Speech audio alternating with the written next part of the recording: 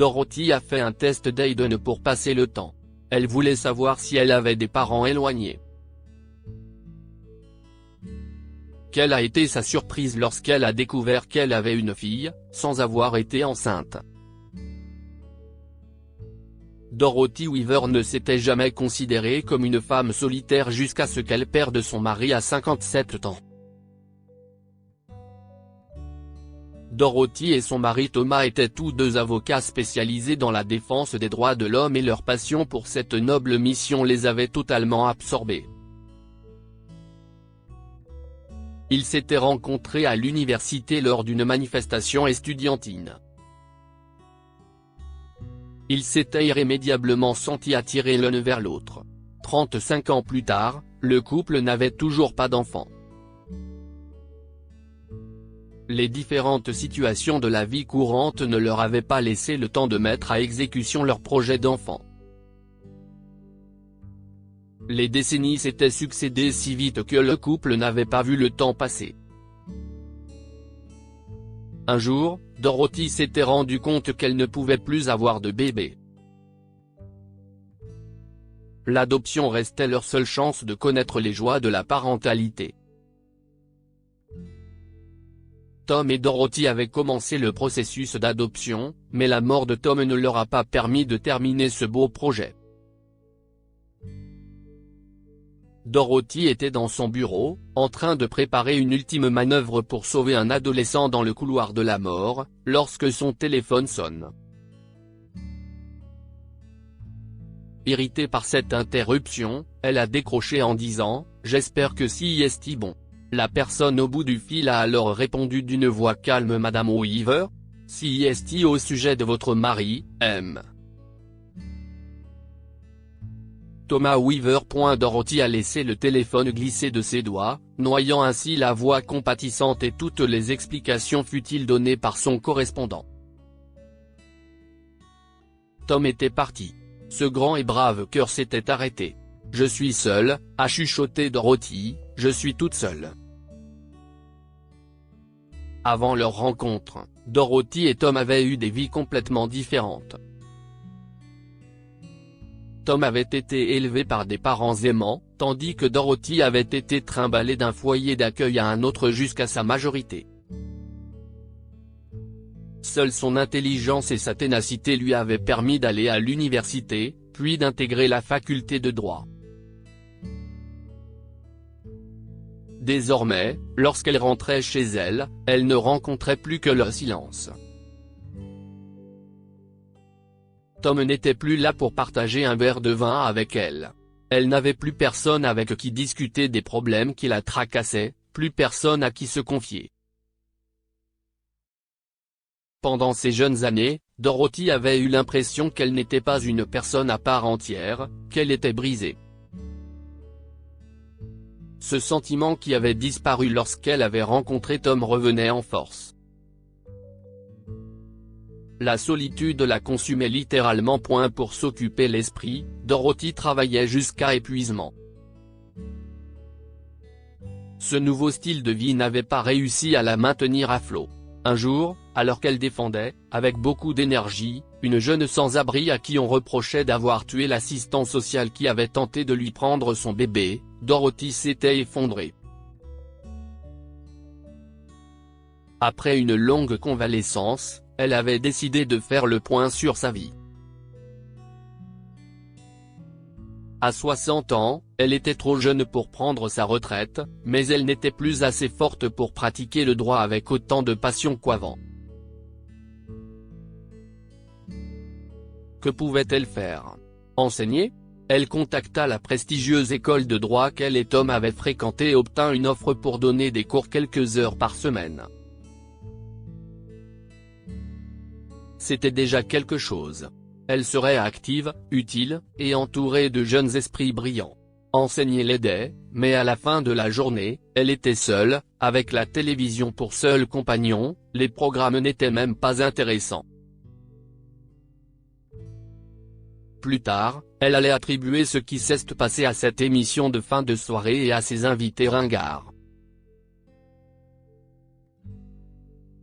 Il était 2 heures du matin et une femme noire portant une perruque massive interviewait une femme blanche mince, presque sans cheveux. Leur bouche s'ouvrait et se fermait sans bruit, et finalement, Dorothy a changé Davis et a monté le volume.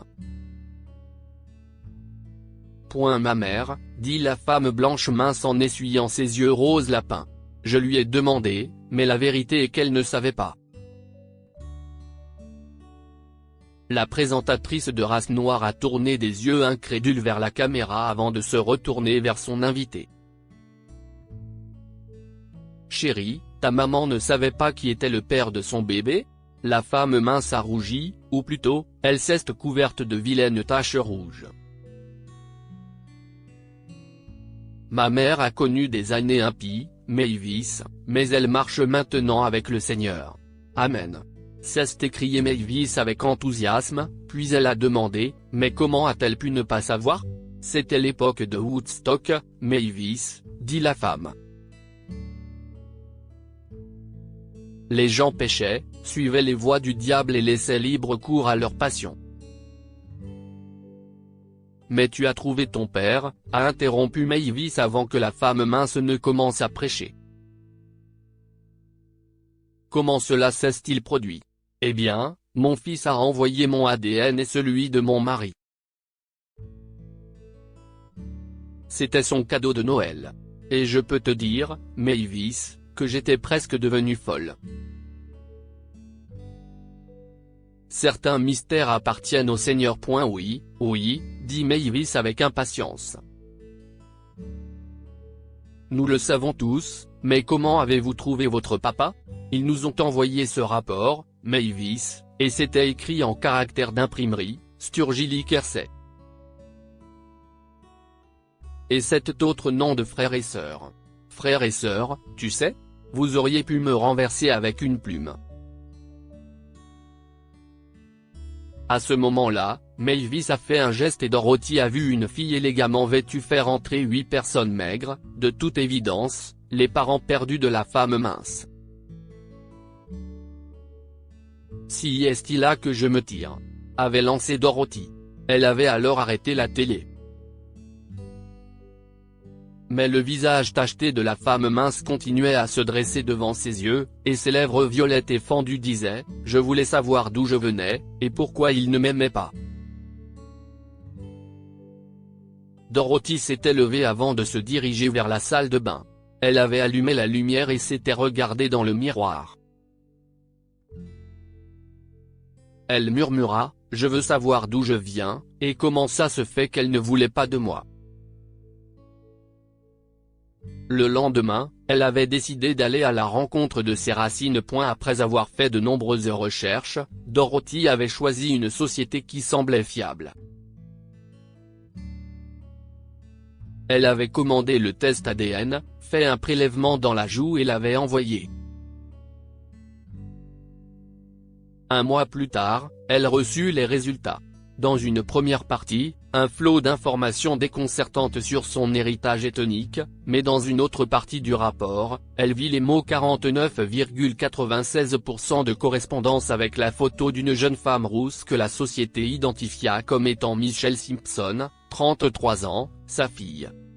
« Ma fille ? A-t-elle chuchoté. Je n'ai pas de fille. Je n'ai pas d'enfant du tout. » Dorothy décida d'envoyer un courriel incendiaire, accusant l'entreprise d'incompétence et la menaçant de toutes sortes de poursuites judiciaires. L'entreprise lui répondit par téléphone quelques jours plus tard. « Madame Weaver, » dit l'homme à la voix douce au bout du fil. « Nous avons consulté notre équipe technique, et face à votre affirmation selon laquelle vous n'avez jamais été enceinte ou donné naissance, il propose la possibilité que vous ayez un vrai jumeau. »